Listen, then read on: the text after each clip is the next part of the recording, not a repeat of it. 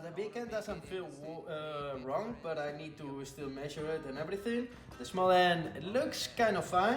I mean, like the tolerance is okay, it feels good, but feels and measure is something different, so I still need to measure.